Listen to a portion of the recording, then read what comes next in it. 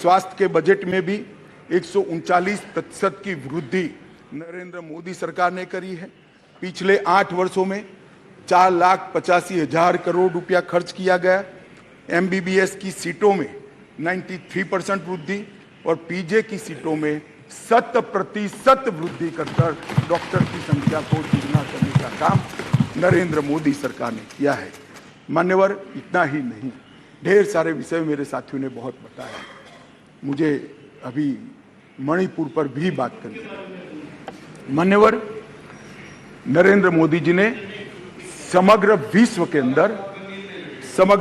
के अंदर नरेंद्र मोदी जी ने भारत का सम्मान बढ़ाने का काम किया है। मान्यवर, क्लाइमेट चेंज हो या टेररिज्म, ग्लोबल नैरेटिव सेट करने का काम आज अगर कोई एक देश कर रहा है तो हमारा महान भारत कर रहा है। मान्यवर, G20 का नेतृत्व जब हमें मिला, बहुत सारे देशों को मिला, एक ही शहर में कार्यक्रम करे। आज G20 के कार्यक्रम 55 स्थानों पर कर पूरे विश्व को भारत की संस्कृति से परिचित कराने का काम नरेंद्र मोदी जी ने किया है। और साहब, इन लोगों को पसंद नहीं आता, इसलिए अविश्वास। विश्व भर में एक ही ऐसा नेता है जिसको 14 राष्ट्रों का सर्वोच्च सम्मान मिला है। मैं फिर से, वैसे तो व्यक्तिगत सम्मान मिला है, मगर महान सदन में कहना चाहता हूं, मोदी जी और भारतीय जनता पार्टी की भावना है। ये 14 राष्ट्रों ने जो सर्वोच्च सम्मान दिया है, ये देश की 130 करोड़ की जनता का सम्मान, भारत का सम्मान जो नरेंद्र मोदी जी को मिला है। इसलिए आपको भले अविश्वास हो, देश की जनता को अविश्वास नहीं। मान्यवर, इस चुनाव में पता चल जाएगा दादा, इस चुनाव के काउंटिंग में पता हो चल जाएगा, और फोन करना मुझे।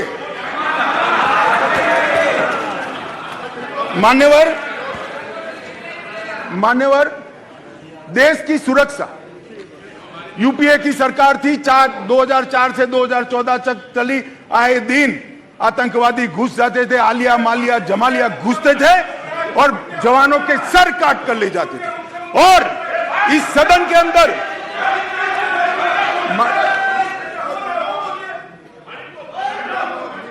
थक जाएगा, तुम मत बोलो, वो थक जाए, मैं नहीं थकूं। मान्यवर, सरहद के उस पार से आतंकवादी घुस जाते थे और जवानों के सर काट कर ले जाते थे। कोई जवाब नहीं देता था। 2 बार पाकिस्तान ने हिमाकत की, एक बार सर्जिकल स्ट्राइक और एयर स्ट्राइक, दूसरी बार एयर स्ट्राइक कर पाकिस्तान के घर में घुसकर आतंकवादियों का खात्मा करने का काम नरेंद्र मोदी। श्रीमान राजनाथ जी यहां बैठे। CDS का मसला, ये भी आपका शोध था, इंप्लीमेंट हमने किया। CDS का मसला कब का लटक रहा था, भटका रहा था। मोदी जी ने CDS का फैसला किया, राजनाथ जी ने सभी को विश्वास में लेकर उसको पार उतारा। 2016 में सर्जिकल स्ट्राइक और एयर स्ट्राइक किया, और खरीदी के अंदर, डिफेंस के अंदर जिस प्रकार के परिवर्तन हुए, मान्यवर, मैं आपको बताता हूं, जितने भी घोटाले, मैं बाद में घोटाले बताता हूं यूपीए के, जितने भी घोटाले हुए हैं, इसमें सबसे ज्यादा करप्शन रक्षा की खरीदी में हुआ। मगर मोदी जी के नेतृत्व में हमारे रक्षा मंत्री जी ने 4100 आइटमों को इंपोर्ट की नेगेटिव लिस्ट में डालकर यहां उत्पादन किया। और आत्मनिर्भर भारत की रचना कैसी होती है, इसकी नींव कैसे डाली जा सकती है, डिफेंस जैसे अति टेक्नोलॉजी वाले और स्पर्धात्मक क्षेत्र में इसको कर नरेंद्र मोदी जी ने आज भारत का रक्षा उत्पादन, न केवल भारत, कई देशों के लिए आकर्षण का केंद्र बना है। और भारत एक रक्षा के उत्पादन का प्रमुख केंद्र बना है। उत्तर प्रदेश और तमिलनाडु के अंदर 2 डिफेंस कॉरिडोर बनाए गए मान्यवर, और 22-23 में 16,000 करोड़ से ज्यादा का निकास किया गया, निर्यात किया गया। ये आंकड़ा लाखों करोड़ों में जाने वाला है। मान्यवर, 4 दशकों से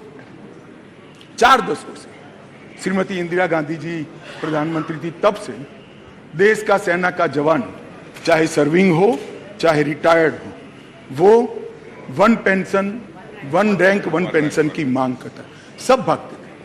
भारतीय जनता पार्टी के नेता नरेंद्र मोदी जी ने सेना के सम्मान में निर्णय किया और 42,000 करोड़ से ज्यादा राशि one pension one rank tender देने का काम। मान्यवर, दुनिया में अस्थिरता बढ़ी, चाहे यूक्रेन हो, यमन हो, चाहे कोरोना में दुनिया भर में बसते हुए हमारे भारतीय हो, 90 से ज्यादा यूक्रेन से उड़ाने कर दोनों राष्ट्राध्यक्षों से बात कर 3 दिन तक युद्ध बंद कर 23,000 भारतीयों को घर पे लाने का काम नरेंद्र मोदी से। ऑपरेशन राहत 5,000 भारतीय और 2,000 विदेशी नागरिकों को वहां से यमन से निकाला और 2 लाख उड़ानों के माध्यम से 2.97 लाख मतलब 3 करोड़ करीब यात्रियों को सकुशल कोरोना के वक्त वंदे भारत मिशन के तहत वापस लाया। मान्यवर, चीन की सीमा पर हमारी आर्टिलरी न पहुंचे ऐसी स्थिति थी, रोड ही नहीं बनाए थे, नक्शा ही देखते रहते थे। नरेंद्र मोदी जी और राजनाथ जी की टुकड़ी ने सीमा के अंतिम गांव तक भारत के प्रथम गांव में रोड पहुंचाने का, वाइब्रेंट विलेज के माध्यम से गांव खाली न हो, इसकी चिंता मान्यवर नरेंद्र मोदी जी ने की। मान्यवर, किसानों के कल्याण के लिए ढेर सारे काम करें, बजट में 6 गुना वृद्धि करी। जरा सुनो भाई सुरेश, आप लोग 21,900 करोड़ रुपए का छोड़कर गए थे। कितना छोड़कर गए थे भाई? 21,900 करोड़। अब ध्यान से सुनना, 21,900 करोड़ को 6 गुना बढ़ाकर 1,25,000 करोड़ रुपए का बजट नरेंद्र मोदी। मान्यवर, खाद्यान्न के उत्पादन 265 मिलियन टन से बढ़कर 22-23 में 323 मिलियन टन रिकॉर्ड उत्पादन। प्रधानमंत्री किसान सम्मान योजना में आगे बात कर चुका हूं, 14 करोड़ लोगों को 6,000 रुपया, 2,41,000 करोड़ रुपया। और ये एमएसपी बहुत चिल्लाते रहते हैं। मैं आपको पूछना चाहता हूं मान्यवर, आपके माध्यम से जो अविश्वास प्रस्ताव लेकर आए हैं उनको मैं एमएसपी के बारे में जरूर पूछना चाहता हूं कि भैया आपने एमएसपी की कितनी खरीदी की थी और एमएसपी में के रेट में कितनी बढ़ोतरी की थी। जरा हिसाब किताब लेकर जनता के सामने जाइए। मगर नहीं जाएंगे, बैठे बैठे बोले रह गए एमएसपी का क्या हुआ। मैं बताता हूं सत्य क्या है, और मैं इस सदन के माध्यम से देश की जनता को और 14 करोड़ किसानों को कहना चाहता हूं कि आपके घर में सबसे ज्यादा एमएसपी और एमएसपी पर सबसे ज्यादा धान खरीदने का काम कोई एक सरकार ने किया है तो नरेंद्र मोदी।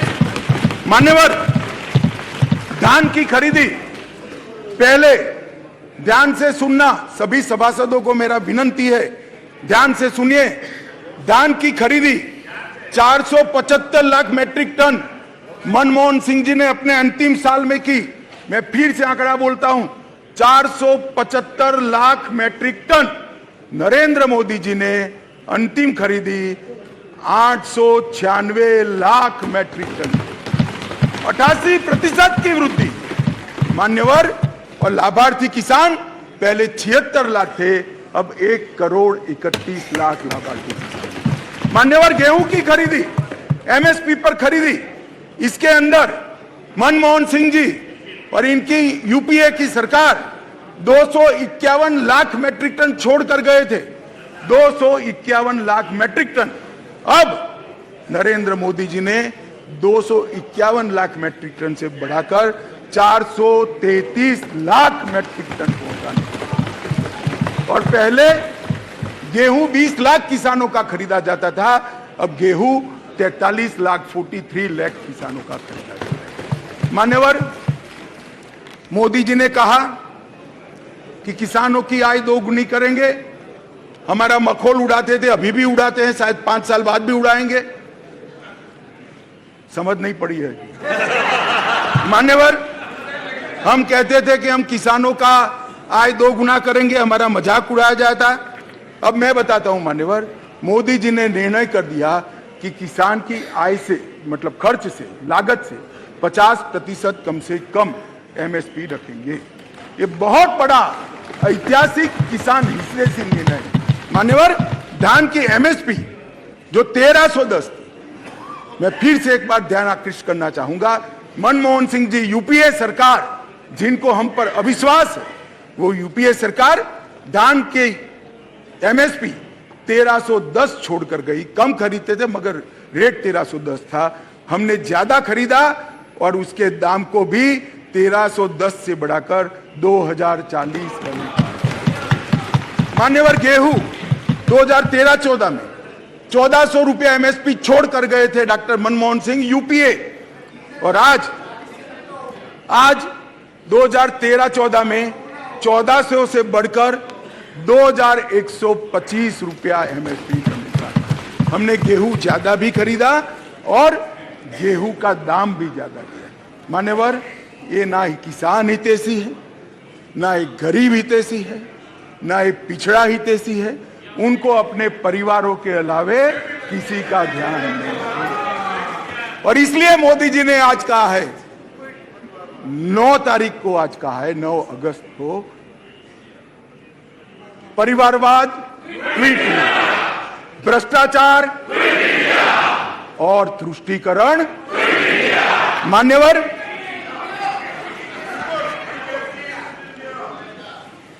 मान्यवर, मैं देश की आंतरिक सुरक्षा के प्रति आपका ध्यान आकृष्ट करना चाहता हूं।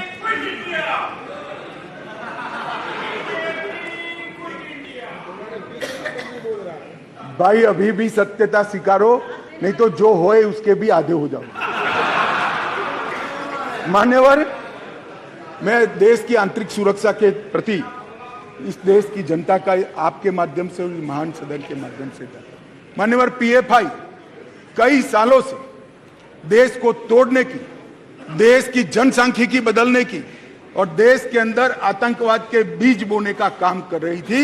एक ही दिन में सितंबर 22 में 15 राज्यों में 90 से ज्यादा स्थानों पर रेड कर पीएफआई पर बैन लगाकर जेल की सलाखों के पीछे डाली। मान्यवर, देश भर में पीएफआई को हमने बैन किया। दुनिया भर में भागे हुए गुनहगारों को आज वापिस लिया जाता है। एनआईए के 9 घनघोर आतंकवादी कृत्य करने वाले लोगों को दुनिया भर से चून उठाकर हम वापिस लाए और 6 राज्यों की पुलिस को भी उनको वापिस लाए। सचिन बिश्नोई, सिद्धू मूसावाले की हत्या का आरोपी था, उसको भी वापिस लाए और तंवर राणा का भी केस अंतिम सुनवाई तक पहुंचाए। मुझे भरोसा है बहुत कम समय में बॉम्बे के बम हमले के आरोपी राणा को भारत की कानून की अदालत के तहत लाए। मान्यवर, विदेश में भारतीय दूतावासों पर, लंदन, ओटावा, सैन फ्रांसिस्को पर जो हमले हुए, वो तीनों मामलों को हमने एनआईए को सौंपा है। और मान्यवर, लगभग मैं यूएपीए को कठोर करने का निर्णय बिल लेकर आया था यहां पर, और उस सदन में दिग्विजय सिंह कहते थे इसका दुरुपयोग होगा। मैं आज सदन को बताना चाहता हूं, विपक्ष को भी बताना चाहता हूं, यूएपीए का उपयोग टेररिस्ट कृत्य करने वाले इनके खिलाफ होता है। हम किसी को डरने की जरूरत नहीं है। उस वक्त भी मैं नहीं समझ सकता था आपको क्यों डर लग रहा है, परंतु जिन्होंने टेररिस्ट कृत्य नहीं किया उसको डरने की जरूरत नहीं है। लगभग 54 व्यक्तियों को हमने यूएपीए के तहत आतंकवादी घोषित किया, इंटरनेशनल मान्यता लाए हैं और एक में भी विवाद नहीं हुआ है। कोई राजनीतिक दुरुपयोग मान्यवर नहीं। मान्यवर, अभी गोगाई जी नारकोटिक्स का बात करते थे, वो कहते थे कि नारकोटिक्स का चलन बढ़ गया है। मान्यवर, इनकी समझ में थोड़ा फर्क है, मैं बाद में दुरुस्त करता हूं उसको। मान्यवर, मोदी जी ने 2014 से गृह मंत्रालय के अधीन, पहले श्रीमान राजनाथ जी थे, अब मैं गृह मंत्री के रूप में काम कर रहा हूं, नारकोटिक्स पर 0 टॉलरेंस की नीति को हमने अपनाया। एनकोड 2019 में बनाया गया, फिर इसको 4 स्तरीय किया गया। एनकोड पोर्टल डेटा इंटीग्रेशन और नॉलेज मैनेजमेंट सिस्टम के पोर्टल बनाए गए। मादक पदार्थ की तस्करी के विस्तृत जांच के लिए जेसीसी, जिसमें ढेर सारे डिपार्टमेंट और सरकारें होती है, इसका गठन किया गया। Dedicated anti narcotics task force राज्यों में बनाई गई। राष्ट्रीय नारकोटिक कैनाइन पूल की स्थापना की गई और 75वें स्वतंत्रता दिवस के मौके पर 1,65,000 किलोग्राम नारकोटिक्स को जलाया गया और अब वो टोटल आजादी के अमृत महोत्सव के 1 वर्ष में 10 लाख किलो पहुंच गया है। अब मैं जो गोगाई जी कहते थे इसका जवाब दिया। मान्यवर आंकड़े किसी की शर्म नहीं रखते, आंकड़े बेशर्म होते हैं और आंकड़े हमारे कामों से खड़े होते हैं। आंकड़ों को बाद में बदला भी नहीं जा सकता। अब 2006 से एक सरकार थी यहाँ, यूपीए की सरकार थी, जिसको हम पर थोड़ा अविश्वास है। 2006 से 13 का समय उनका ही था। उसमें क्या हुआ है, जब्त की गई ड्रग 1,52,000 किलो थी। मैं फिर से सदन का और सदन के माध्यम से देश का ध्यान आकृष्ट करना चाहता हूं। जब्त की गई ड्रग 1,52,000 किलो थी और 2014 से 22 तक 1,52,000 करोड़ से बढ़कर 3,73,000 किलोग्राम ड्रग्स हमने जब्त किया। गोगाई जी 181% वृद्धि हुई और कीमत, गांजा पकड़ लेना, भांग पकड़ लेना एक बात है, जो महंगे और शरीर को ज्यादा नुकसान करने वाले और पैसे की दृष्टि से नुकसान करने वाले जो नारकोटिक्स के पदार्थ है वो कीमत से आइडेंटिफाई। मान्यवर 2006 से 13 में 768 करोड़ की ड्रग पकड़ी गई।